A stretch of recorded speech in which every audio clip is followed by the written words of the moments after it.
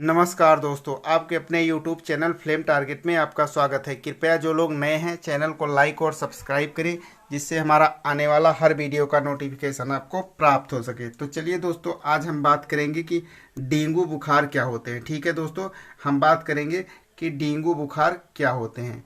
ठीक है, तो चलिए देख लेते हैं कि डेंगू बुखार को सामान्यतः हड्डी तोड़ बुखार अथवा अस्थिभंग बुखार भी कहा जाता है। क्या कहा जाता है दोस्तों? इसको जो है अस्थिभंग बुखार भी कहा जाता है। ठीक है, क्योंकि भीषण अस्थि पीड़ा इसका सामान्य लक्षण है। डेंगू बुखार एक विषाणु जनित रोग है। यह वायरस एडिस इजिप्टी नामक मच्छर द्वारा एक संक्रमित व्यक्ति से स्वस्थ व्यक्ति में फैलता है। दोस्तों, ये एक संक्रमित व्यक्ति जो रहता है उससे वह एक स्वस्थ व्यक्ति में फैल जाता है। ठीक है, यह डेंगू मच्छर जो होता है ये आर्थ्रोपोडा संघ का जंतु है। ठीक है, ये आर्थ्रोपोडा सदस्य के जो है सदस्य माने जाते हैं। एडीज नाम का ये मच्छर इंसान पर दिन के वक्त हमला करता है। दोस्तों, ये क्या करता है कि जो दिन के वक्त ये हमला करता है, डेंगू का मच्छर सूर्योदय होने के 2 घंटे बाद और सूर्यास्त के कुछ घंटे पहले तक ज़्यादा एक्टिव रहता है। यह मच्छर ज़्यादा ऊंची उड़ान नहीं भर सकता है, इस कारण केवल पैरों से लेकर ये घुटनों तक काटता है। ठीक है दोस्तों, ये उड़ नहीं पाता है, इसलिए यह पैरों से लेकर घुटनों तक ही ये मच्छर का प्रभाव अपना छोड़ते हैं। ठीक है दोस्तों, अब देखते हैं कि डेंगू मच्छर का संचरण क्या होता है। ठीक है, डेंगू मच्छर का संचरण क्या है। ठीक है, ट्रांसमिशन ऑफ डेंगू वायरस। ठीक है दोस्तों, तो यदि डेंगू मच्छर मादा एडिस इजिप्टी डेंगू से वायरस से संक्रमित होते हैं, तभी उसके काटने से डेंगू बुखार होता है। ठीक है दोस्तों, उसके काटने से डेंगू बुखार होता है। यदि डेंगू मच्छर डेंगू वायरस से संक्रमित नहीं है तो उसके काटने से डेंगू बुखार नहीं होगा। जब एक मादा एडिस मच्छर डेंगू से संक्रमित व्यक्ति का रक्तपान करती है तो डेंगू विषाणु जो है वायरस मच्छर के शरीर में आ जाते हैं। अगले 8 से 10 दिनों में डेंगू मच्छर की लार ग्रंथियों सहित ये अन्य ऊतकों में, यानी दोस्तों ये अन्य ऊतकों में उसके फैल जाते हैं।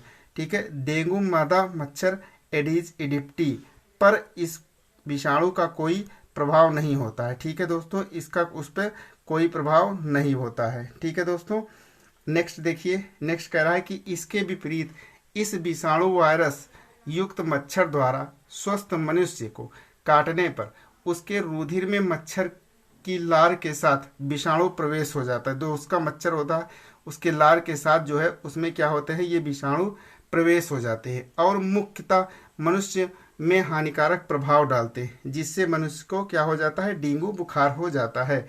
डेंगू विषाणु का संचरण रुधिर आधान अथवा अंगदान द्वारा भी हो जाता है। माता से शिशु में गर्भावस्था या शिशु जन्म के समय भी डेंगू विषाणु का संचरण देखा जा सकता है। ठीक है दोस्तों, डेंगू बुखार का जो संचरण है ये देखा जा सकता है। आगे देखिए क्या कह रहा है। आगे कह रहा है कि डेंगू विषाणु के 4 स्ट्रेंथ प्रमुख हैं, जिन्हें सीरम प्रकार या सीरोटाइप भी कहा जाता है। इन्हें DENV1, DENV2, DENV3 तथा DENV4 आदि नामों से जाना जाता है। ठीक है, अभी हाल में ही डेंगू बुखार का 5वां स्ट्रेंथ भी ज्ञात किया गया है। ठीक है दोस्तों, अब देखेंगे कि डेंगू मच्छर के लक्षण क्या है। ठीक है, डेंगू मच्छर के लक्षण क्या है, तो सबसे पहले देख लेते हैं कि जब संक्रमित डेंगू मच्छर काटता है तो रोगी में 4 से 5 दिन बाद लक्षण दिखाई देते हैं। ठीक है दोस्तों, रोगी में क्या होते हैं कि 4 से 5 दिन में ये लक्षण क्या होते हैं, दिखाई देते हैं। विश्व स्वास्थ्य संगठन WHO ने सन 2009 में डेंगू बुखार को 2 भागों में बांटा। ठीक है दोस्तों, WHO ने इसको 2 भागों में बांटा है, डेंगू साधारण डेंगू बुखार तथा प्रचंड डेंगू बुखार। ठीक है, पहला पॉइंट देखिए क्या कह रहा है कि पहला पॉइंट कह रहा है कि डेंगू बुखार में मरीज को तेज बुखार 101 से 104 डिग्री फ़ारेनहाइट तक हो जाता है। यह सबसे पहला और मुख्य संकेत होता है।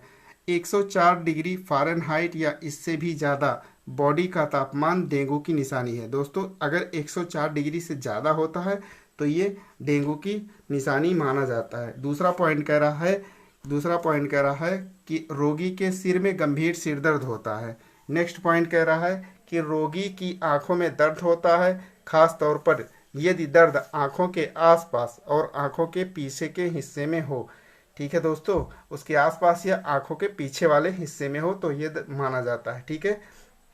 नेक्स्ट कह रहा है कि रोगी को बदन दर्द व जोड़ों में दर्द होता है, अर्थात रोगी के मांसपेशियों और हड्डियों में बहुत दर्द होता है, इसलिए डेंगू को हड्डी तोड़ बुखार कहा जाता है। ठीक है दोस्तों, यानी मांसपेशियों और हड्डियों में बहुत ज़्यादा दर्द होता है तो इससे जो है डेंगू बुखार या हड्डी बुखार कहा जाता है इसको।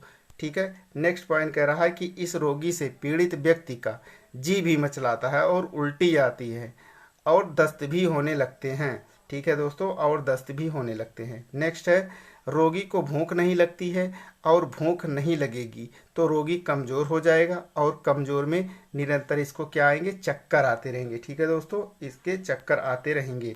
नेक्स्ट कह रहा है कि पीड़ित व्यक्ति की त्वचा पर लाल चकत्ते बन जाते हैं।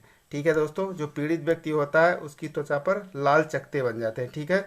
नेक्स्ट कह रहा है, नेक्स्ट आइए इसके बचाव के देखते हैं कि डेंगू बुखार के बचाव के क्या उपाय हैं। ठीक है दोस्तों, इसके उपाय कौन कौन से हैं इसको जान लेते हैं। तो डेंगू की रोकथाम के लिए यह आवश्यक है कि मच्छरों के काटने से बचा जाए और मच्छरों के फैलने पर नियंत्रण रखा जाए।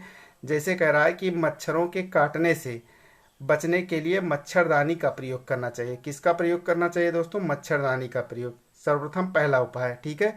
दूसरा उपाय क्या देखते हैं कि वयस्क मच्छरों को नष्ट करने के लिए किसी प्रभावी कीटनाशक धुएं का प्रयोग करना चाहिए। ठीक है दोस्तों, जब धुएं का छिड़काव कर दिया जाता है, जब धुआं जो है तो क्या होते हैं कि मच्छर जो है वहाँ से मर जाते हैं। ठीक है, या भाग जाते हैं। नेक्स्ट कह रहा है कि घर के भीतर व समीपवर्ती क्षेत्र में जल का संग्रह ना होने दें, किसी भी खुले बर्तन में जल ना रखें, यदि जल रखना आवश्यक हो तो सदैव ढककर ही रखा जाए। ठीक है दोस्तों, जल को क्या करना चाहिए, जल को जो है ढककर रखना चाहिए। नेक्स्ट पॉइंट कह रहा है कि जल के पात्र को पहले साबुन और जल से अच्छी तरह धो लेना चाहिए ताकि मच्छर द्वारा पूर्व में दिए गए अंडों को हटाया जा सके। ठीक है, दिए गए पूर्व के अंडों को हटाया जा सके। नेक्स्ट पॉइंट कह रहा है कि समय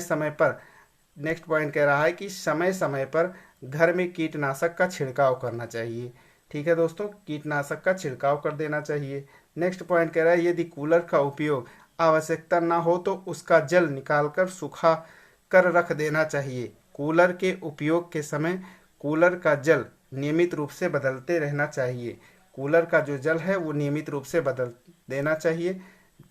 नेक्स्ट पॉइंट कह रहा है कि जल को गमलों, गड्ढों या कचरे में ना जमा होने दें। यदि जल किसी कारण जमा भी हो जाए तो उसे तत्काल उस पर मिट्टी डाल देनी चाहिए जिससे कि वह ढक जाए। नेक्स्ट पॉइंट कह रहा है कि घर की खिड़कियों व दरवाजों में जालीदार दरवाजों की अतिरिक्त व्यवस्था बनानी चाहिए। ठीक है दोस्तों, अतिरिक्त व्यवस्था बनानी चाहिए। सायंकाल से पूर्व ही जालीदार दरवाजों को बंद कर देना चाहिए। ठीक है, मतलब शाम होने से पहले जो है उसके दरवाजों को बंद कर देना चाहिए जिससे मच्छर का प्रभाव वहाँ पे ना हो सके। ठीक है दोस्तों, तो चलिए दोस्तों आज के लिए इतना ही। मिलते हैं नेक्स्ट वीडियो में। अगर वीडियो पसंद आई हो तो एक लाइक और चैनल पे नए हैं तो सब्सक्राइब कर दीजिए। नमस्कार दोस्तों।